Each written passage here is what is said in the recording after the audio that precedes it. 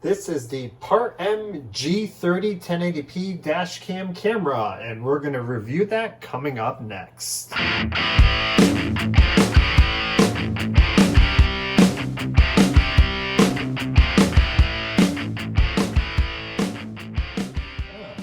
Hey YouTube, this is Dan from Southall Computing, and we'll be reviewing the Partm G30 1080p dash cam camera. As always, we like to do an unboxing, so let's get to it.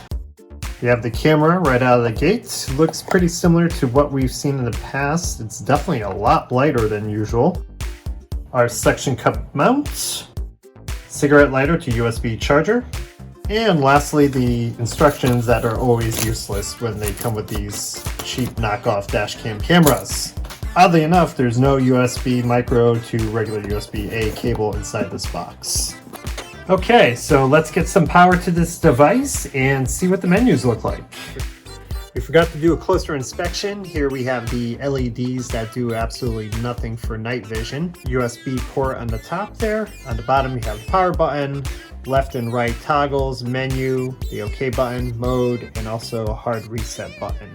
And over here we have the SOS button, so basically it keeps the currently recording footage so it does not get erased. And we also have the micro SD card slot right here. So immediately it looks like a new GUI on this guy here. So it's obviously recording in 1080p, so we're gonna stop that. We definitely got some updated icons here, which are interesting. So let's go to the menu button here. Oh wow, so yeah, definitely something different. Typically with these cameras, they do not actually record in 1080p because the front-facing camera sensor is incapable of recording in that.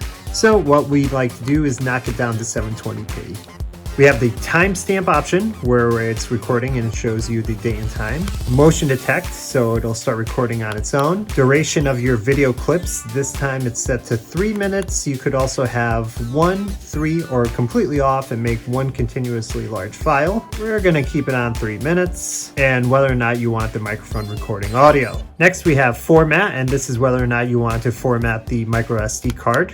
What's your preferred language? The screensaver option is basically how long you want this display here to stay on while it's recording. I don't like keeping it on all the time. 3 minutes seems like an appropriate time for it. Next is auto off. Basically this feature will turn off the device after a certain amount of time after it's not recording anything. A system reset, which is nice. Usually you have to hit the little button on the bottom. Light frequency hertz. Here we have it set to 60. Input the date. Basically this is input the date and time. Today's date is 2019. USB is what you want the camera to do when it's plugged in through USB on a computer. Here it's set up to act as a disk drive. And lastly, our version revision. So on the bottom here you have your mode. Obviously this is video recording by default mode. Then you have your camera mode, and as well as your video playback mode. Okay, that's a rundown of all the menu features. So basically now we're gonna do some test runs in the car and see what kind of results we get with daytime and nighttime shots. Here we go. Okay, so here's our daytime shot, and as you can see, for whatever reason, the video itself has a darker hue to it, as well as, if you recall from earlier in the video here, we set it to 720p, and I can tell you right now, this is not like 720p, and it honestly looks worse and extremely pixelated. Furthermore, we also did a audio comparison, and it is very overdriven, completely distorted on the playback. You'll definitely hear everything, but everything is just driving way too hot when it comes to the audio.